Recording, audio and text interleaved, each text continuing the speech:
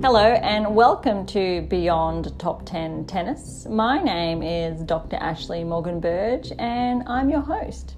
I'm the author of 11 books, a CEO of 12 years, the founder of a startup set on data privacy, but most importantly, an elite performance coach of over 18 years, having worked with athletes throughout Europe, the United States to Australia. And most specifically and excitingly, I am the world's leading scientist on coach and athlete performance, specifically when it comes to tennis and uncovering how to develop a top 10 tennis ranking.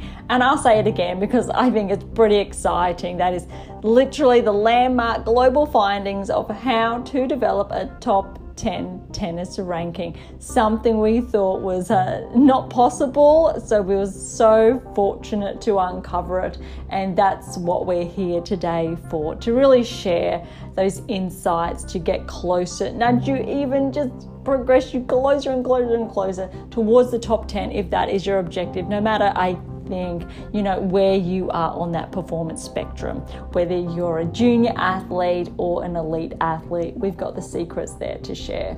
I'm behind theories from the optimal performance theory, the V by Dr. B, to the rule of transference. I've coined terms from the barrier breaker to the golden rule and a slew of others.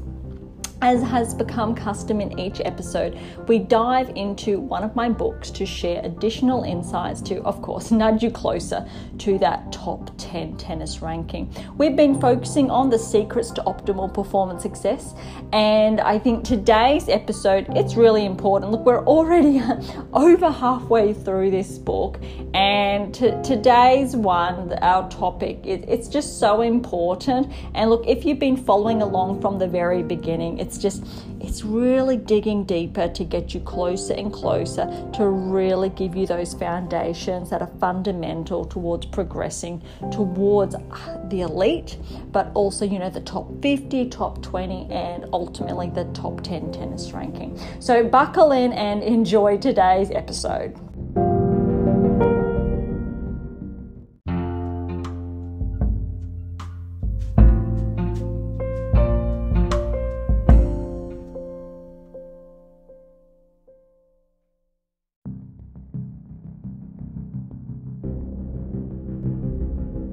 Thank you so much for joining me today. I really appreciate it. And if you're new, thank you so much. But if you have been following along from the very beginning or the last few episodes, thank you so much too. I really value just you listening to feedback that's been coming through. I'm so grateful. Look, today's episode, as I've shared, is on the secrets to optimal performance success. But look, we've already gone as far as moving up to chapter 4. And today we're, digging deep into the learning process.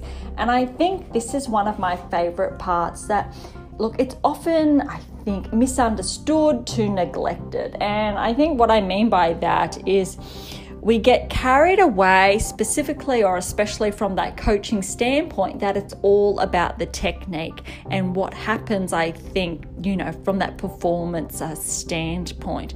But often what's neglected is the learning process there and how each individual learns. And look, if you have read one of my latest publications, The 7 Keys, it's really unwraps the 7 principles, so keys responsible, and that are synonymous with a top 10 tennis ranking.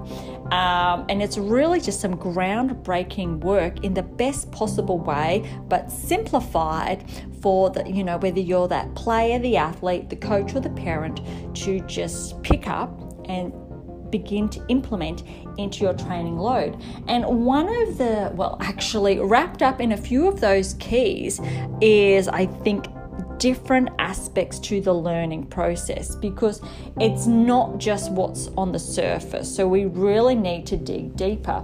And look, today's episode is on, single sport interaction. Is athlete engagement necessary? And look, if you want to follow along, we are on page 128. But look, before we get there, I think it's integral to share, additional insights in respect to that learning process, just so we can get our head around it. if you're familiar with it, then bear with me, please. More often than not, a lot of coaches and, again, parents to the athletes, to the players, are not too familiar with this. And look, we've touched on different topics from, a learning pedagogy to your own, I think, intrinsic philosophy, like what drives you and what's attached to your moral compass. And I know there are a few buzzwords there. So if you're not familiar, just do yourself a favor and just have a quick look up and become familiar with them, because they're so fundamental. And when we touch on the learning process, what we really mean is how each individual learns. And I think the alarming trend is that more often than not, each individual is actually taught the same and they're coached the same, and specific, lessons are almost the same, and the same patterns are followed and the same techniques are taught, etc., etc. You get where I'm going here. And what the data tells us, and what's underpinned and backed by science, and also correlated with that top 10 tennis ranking, is that it's actually the opposite. We are all individual, which means we need that individualized approach.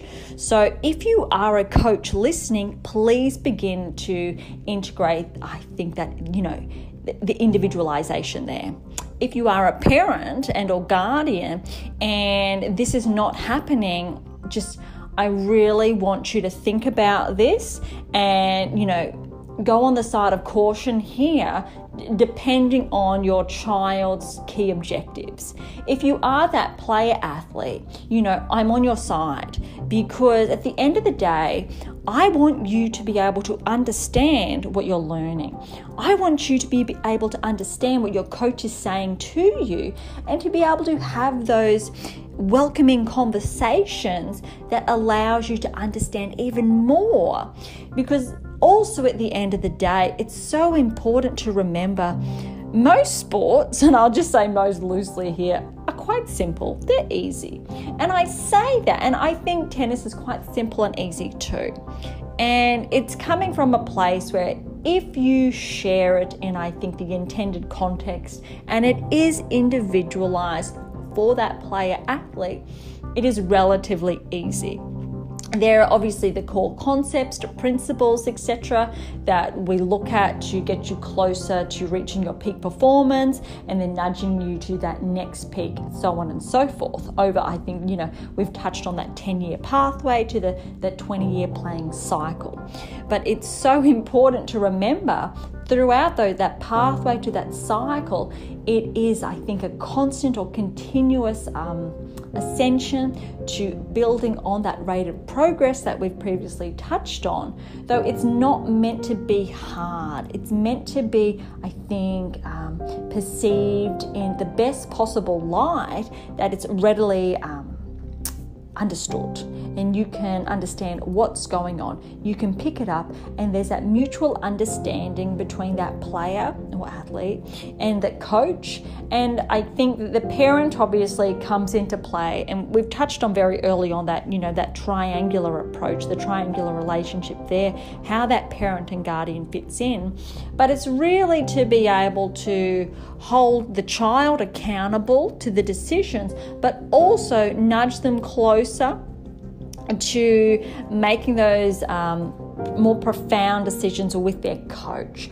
Because again, depending on what age we're looking at, if it is, that 10, 11, 12-year-old, they're learning how to better engage and they're building their confidence. So again, if you are in that age bracket, I'm with you, okay? And this is a fundamental period, even up to, 16, 17, where that, parent guardian can help guide them. Because when an athlete is left to their own devices, so to speak, things fall through the crack and they are more vulnerable. So it's the responsibility there of that parent guardian to make sure their child is, heading in that right direction in this respect.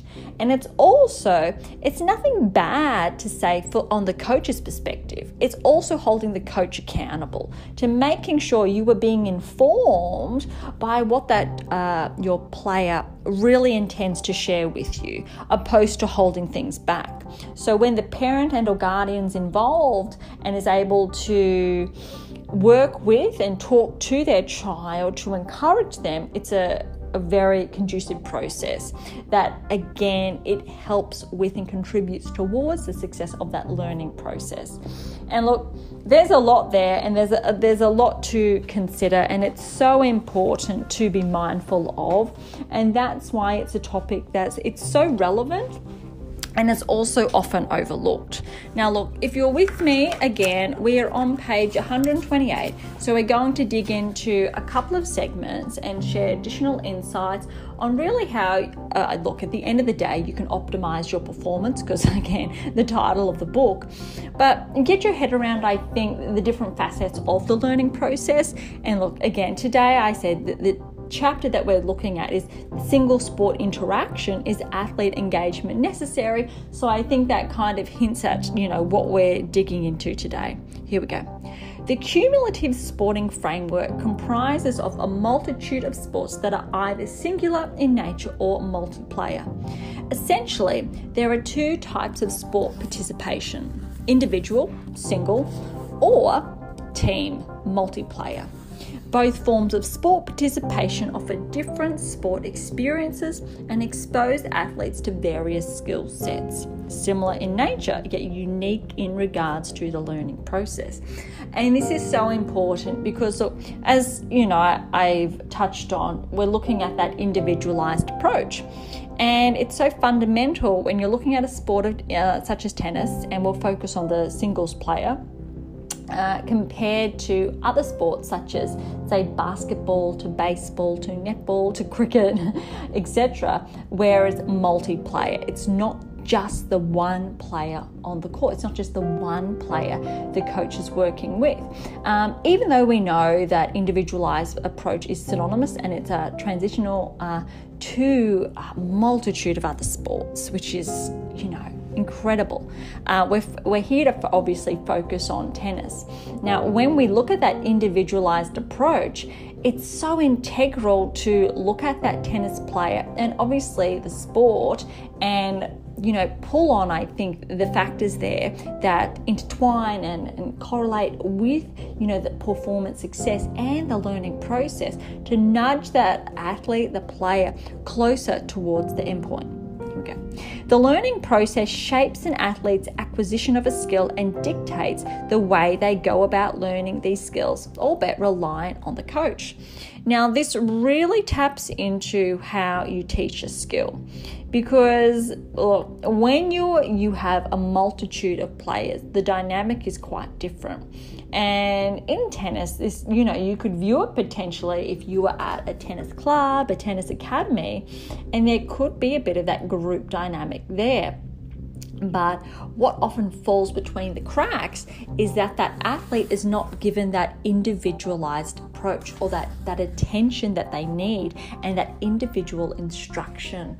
Oftentimes it is targeted towards more than one, I'll say. So whether you have another 4 players on court, 10 players, 50 players across courts, it's so fundamental to have that intention about what you are working on and really having a good grasp of those concepts.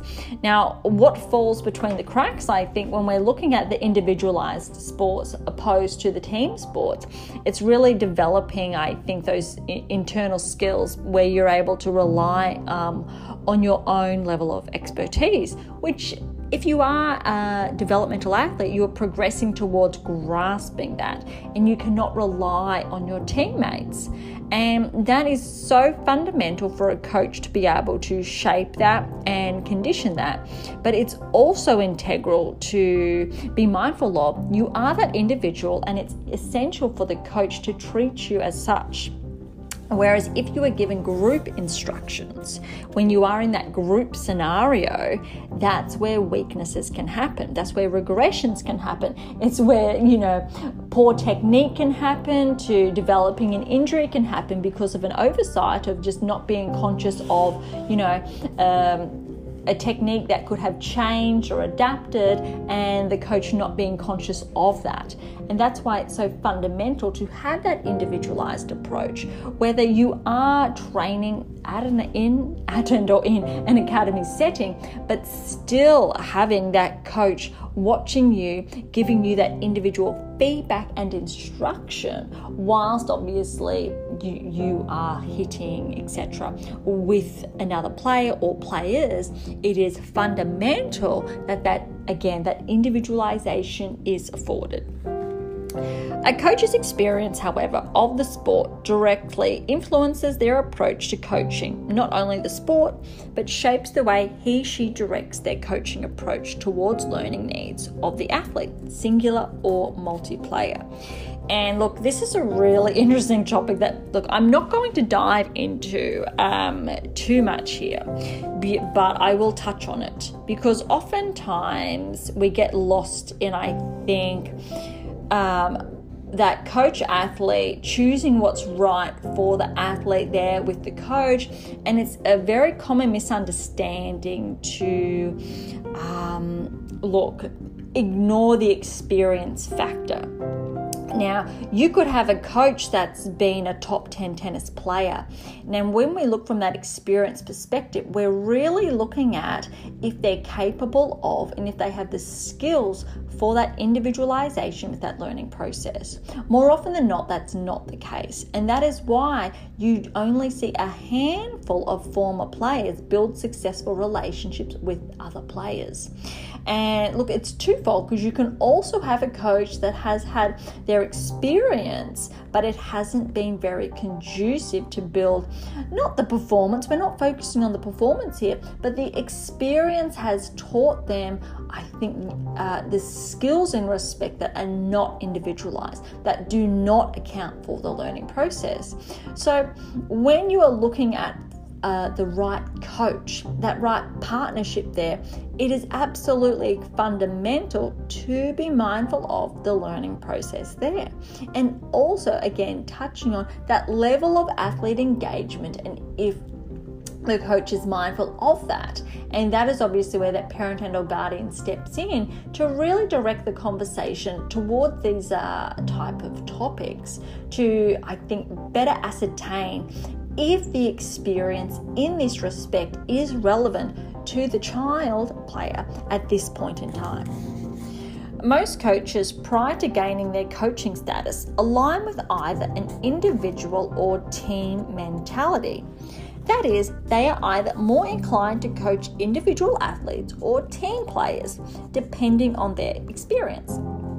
Now, obviously, that is shaped from if they were a doubles player or a team sport player, so external to tennis, or they could just be 100% individual, could be a player and or athlete in just that single sport inference. Now, both of them have, I think, positives and negatives. Now, look, that's not to say being, I think, a coach with tennis as a singular sport is a negative. Obviously, it's wonderful.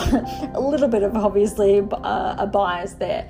Though it's important, ironically, at the same time, to have, I think, that knowledge of awareness around the benefits of team sports, believe it or not, and how it can also contribute towards optimizing your performance. If a coach comes from a single sport background, their ability to coach single sport athletes is a reflection of how he or she was coached. However, if a coach from single sport backgrounds jumps into coaching multiplayer sports, their personal experiences and thus understanding isn't entirely biased towards their coaching practices. Look, this is so important because, look, it touches on personal experiences and understandings, which is absolutely fundamental, irrespective of their background, irrespective, I think, of the skill set. No one can get away from it because our experiences guide us to drive us and they are a part of us. So, and that's for the parents, coaches, athletes, players out there, to guardians, it's so important to be mindful of this. One, you can acknowledge the experience and learn from it. That is different. But if though you are used to a certain experience and you were taught a certain way, and this is what worked for you, and that coming from the coach's perspective, more often than not, they're going to continue that cycle. Now, I think the more alarming trend there is if they continue that cycle, that it becomes problematic, because then it is not individualized for you. But also there are pitfalls there, whether it has upskilled with new research, new knowledge, because the game has changed from even 10 years ago to 20 years ago to 30 years ago. It has changed, it has progressed. But also the knowledge around developing injuries to mitigating injuries, because how the game has changed, because I think of the influence of technology to even the weight of the balls, to even the speed of the court surface, to the tools, so the rackets that are used, and the strain that they can or potentially put on the body, and the specific, I think, technical dynamics that need to be accounted for when you are learning a skill, but also progressing that skill towards that optimized level of play. Together, these coaching standpoints are complementary to the coaching process. The majority of coaches, however, do not have this depth of exposure in both individual and multiplayer sports. Due to this lack of exposure, which is commonplace, it isn't necessarily the downfall of the coach, but suggests a coach's ability to accommodate the entire learning process is limited. Now, this is so, I think, it's so important. It's not saying the coach is not equipped. It's not saying the coach is not skilled. All it is doing, it's highlighting a gap. Now, this gap it's absolutely fundamental to be conscious of, because if you are conscious of this gap, you can fill it. You can upskill. You can obviously get your hands on the secrets to optimal performance success, and obviously the other accompanying texts. But when you have this level of awareness about this gap in respect to the learning process, when you are conscious about, the single sport interactions and how it has shaped your individual coaching pedagogy, and as long as you are also conscious of if you played a multiplayer sport and that has shaped, I think, your coaching practices, it's really having, I think, that grasp on that level of knowledge there, and how it is applicable to your player athlete and how you can meet their individual learning needs. Now, if you cannot, it's okay. That's where you upskill. Now, a lot of coaches, unfortunately, do not upskill, or they are reliant on a coach education system that still has the same, I think, education parameters from 10 years ago to 20 years ago. So when you want to upskill and be privy to that latest research, to knowledge base, you need to head outside. That's where and or why AMA International was built, because a lot of global coach education providers, the federations, they're not upskilling, which is quite sad from that perspective. But there was a gap in the market to be able to fill the void on, look, if you want to develop a top 10 tennis player, we actually have the resources here backed by science, and we've got the data that helps you, I think, navigate that pathway, the long game as we call it, towards the top 10. So you can have the knowledge or the key principles about coaching instruction, player instruction, on how to develop the elements of the game, but we're talking now about the progressions, the next level. So, and what we've done through this also learning process is working towards what it takes to develop a top 10 tennis player. So we've done that. But what the secrets to optimal performance success, I think talks to and about is that what happens the 10 years prior? What happens 15, 20 years prior to that peak?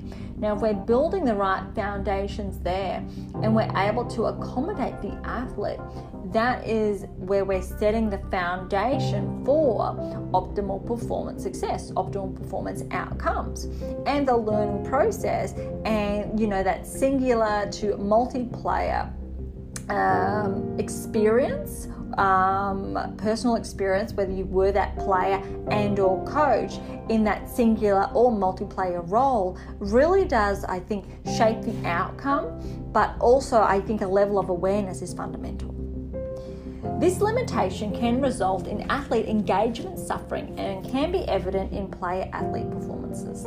Now, obviously that talks back to what the chapter is addressing about, is athlete engagement necessary? And when we're looking at athlete engagement, we say, if you're used to that, that individual sport, hopefully athlete engagement is higher.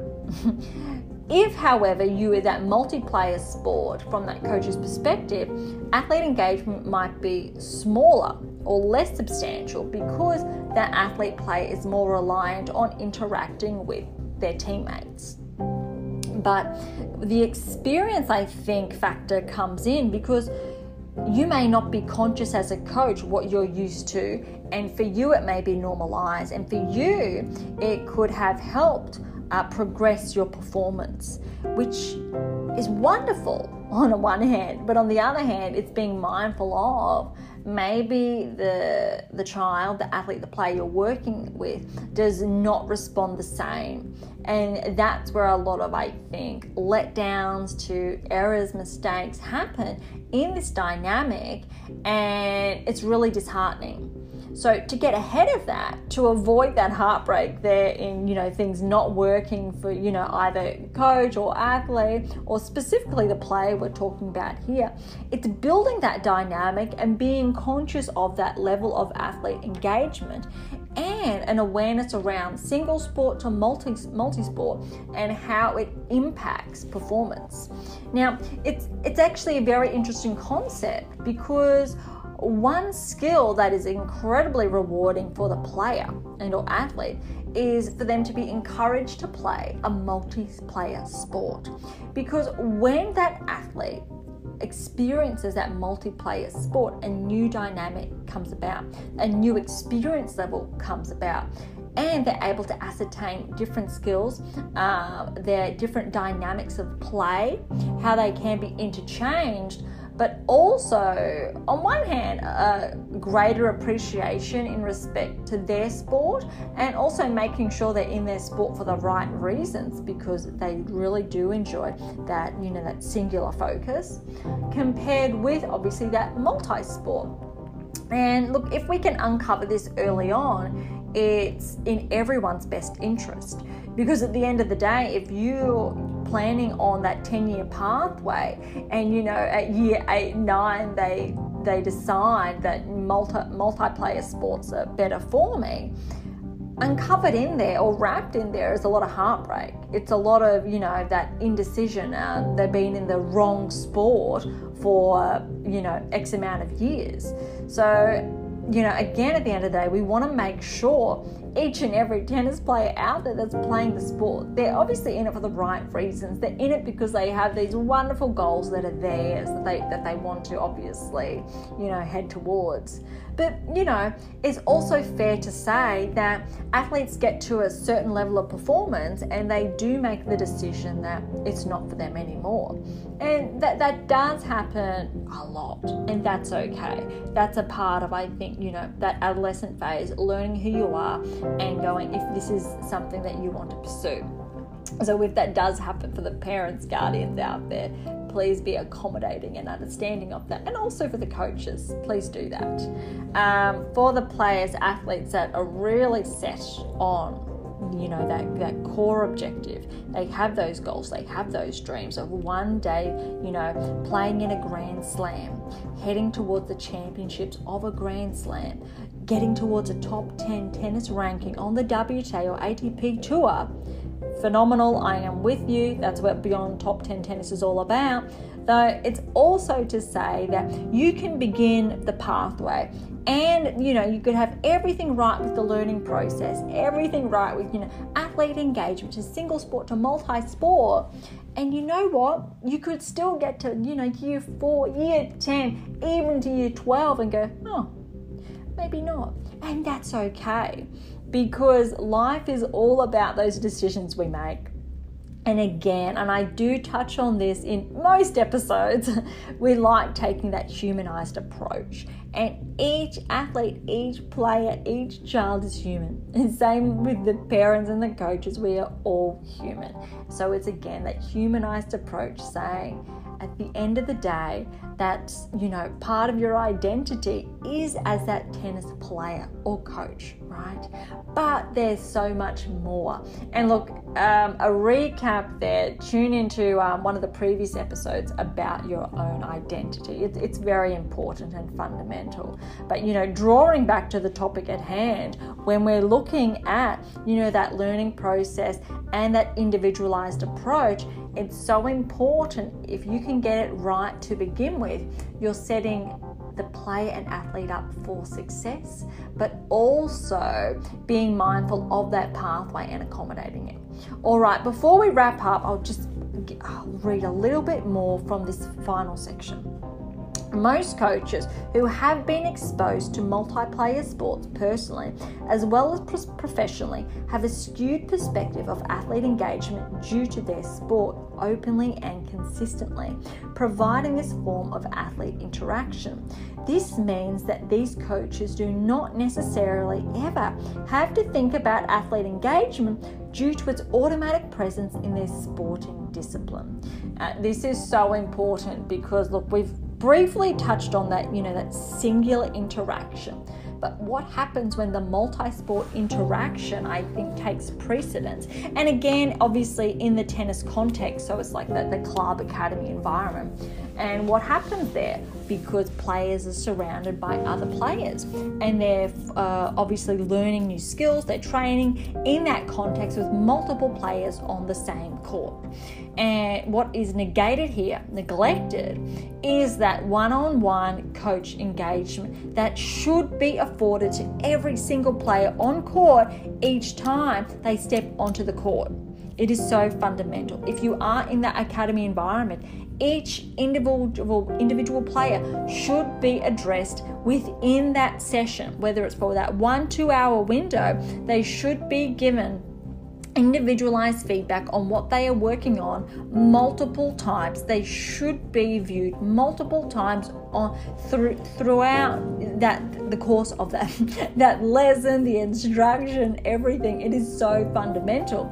And I'm getting a bit worked up here because I see it just does not happen. These athletes are more often than not neglected, or the feedback for that player, the athlete, is well done, or just do this or do that.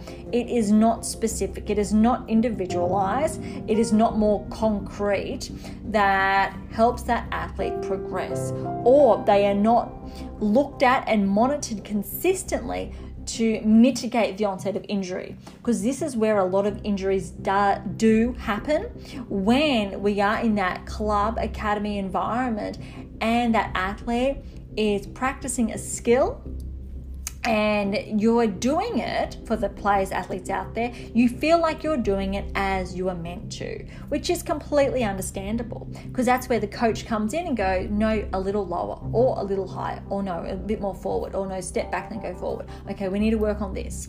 And if that is not done, if that is not monitored, that's where those habits come into play. Because within the course of that 1-2 hours, you're going to be hitting, up to, 800, 900 plus balls in that rally context. Now, if you're practicing the skill in an incorrect way for that 1-2 hours, you are hitting a ball with that technique, over 800, 900 times, you're conditioning yourself essentially to develop an injury. And it's so fundamental to just, nail this. Now, that's obviously where the learning process comes in, that individualized approach comes in, and it is so fundamental. So obviously it also allows the player to avoid that regression that we've touched on previously, because if we're conditioning ourselves, we're building the baseline, that we're setting up the foundation for the long game for optimal success. Okay, but if you are conditioning yourself in a poor technique, in a poor skill, you need to regress and pull it back. And the body is, when we're looking at human behavior, we're developing a pattern, and we automate that. We become autonomous at a skill when we're doing it over and over and over again. So you imagine just in that 2-hour window, and you're performing that 800, 900 times, that is a level of autonomy. But if you have the coach there tweaking it, constantly tweaking it, where you are learning and just tweaking it and developing it and progressing in a healthy way, that's what you want to aim for. So for the players and athletes out there, please be conscious of this. And for the parents, please be conscious of this. For the coaches also, please be conscious of this, and make sure, I think the biggest takeaway for today is about that individualization. Because again, at the end of the day, we're talking about building the foundations, building the baseline if you're heading towards that top 10 tennis ranking. So I really hope, we'll wrap up here, is that the biggest takeaway for today is being mindful of the learning process, being mindful of the power of the single sport, but also multi-sport interactions, how athlete engagement differs between both, but what we can also learn from both, and how it contributes to our experiences, and we can leverage our experience here to develop optimal performance practices, optimal performance outcomes, when we're specifically looking at developing again that baseline to head towards that top 10 tennis ranking.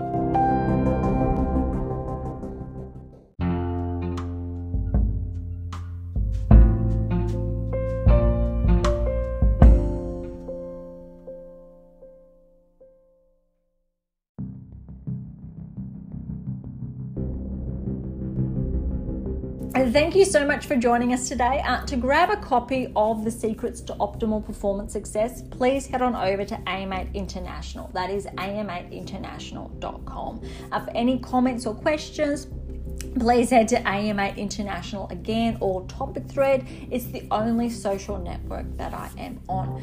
Or if you'd like a copy of my latest fictional release, that is Pink Octopus Books. I will leave all the links in the bio and the show notes. If you enjoyed today's episode, please subscribe, follow, like. That would be absolutely phenomenal. And please come and say hi on our social accounts, from TikTok, LinkedIn, Twitter to Instagram. Please come and say hi. That would be wonderful. And if there's content there that you like and find insightful, please do follow, like, share. That would be absolutely wonderful and appreciated. On that note, I am so grateful. I'm your host, Dr. Ashley Morgan Berge, and this is Beyond Top 10 Tennis, and I'll see you next time.